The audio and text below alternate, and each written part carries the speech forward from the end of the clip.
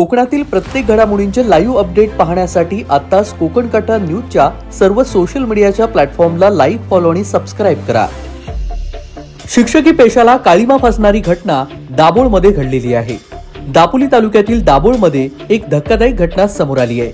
या संतापजनक घटनेमुळे सध्या तणावाचं वातावरण निर्माण झालं होतं। दाभोळमध्ये एका जिल्हा परिषद शाळेमध्ये शिकवणाऱ्या शिक्षकानं 5वीत शिकणाऱ्या मुलीसोबत अतिप्रसंग करून अत्याचार केल्याची घटना समोर आली आहे। गुरु शिष्याच्या नात्याला पवित्र समजलं जातं, मात्र याच नात्याला किशोर येलवे या हैवान शिक्षकानं कलंक लावलाय। किशोर येलवे वय वर्ष 46 हा दाभोळ जवळच्या आगरवांगणी या ठिकाणी राहत असून दाभोळमधील जिल्हा परिषद शाळेत शिकवतो। याबाबत सविस्तर माहिती अशी आहे की ही घटना घडलेली आहे दाभोळमधील भंडारवाडा या ठिकाणी। साधारण 4 ते 5 च्या दरम्यान ही आज घटना घडली।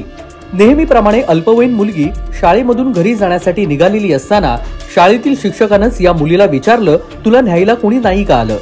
मुलीनं नाही सांगताच मी तुला घरी सोडतो म्हणून आपल्या बाईकनं किशोर येलवे यानं 10 वर्ष मुलीला बाईकनं घेऊन घरी सोडण्यास गेला। यावेळी ह्या मुलीच्या घरी कोणीच नसल्यानं किशोर येलवे हा देखील त्या मुलीच्या मागोमाग गेला।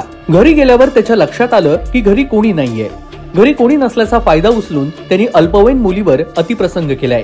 या नराधमानं स्वतःच्या मुली समान असलेल्या अल्पवयीन मुलीच्या शरीरावर हात फिरवून अतिप्रसंग केलेला आहे। झालेला प्रकार कोणालाही सांगू नको अशी धमकीही या शिक्षकानं या अल्पवयीन मुलीला दिली। मुलगी घाबरून गेल्यावर या हैवान शिक्षकानं तिथून पळ काढलाय।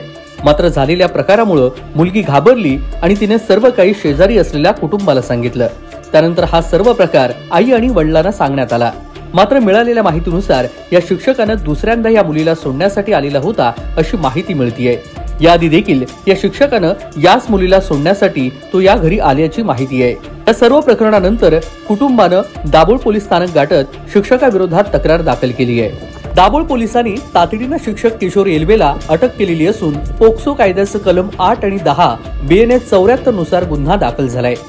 यामध्ये कोणत्याही मुलीचं लैंगिक शोषण झाल्यास ते कलम 8 अंतर्गत गुन्हा ठरतो, तर एखाद्या मुलीचं लैंगिक शोषण झालं असेल तर कलम 10 नुसार दोषी व्यक्तीला शिक्षा होऊ शकते।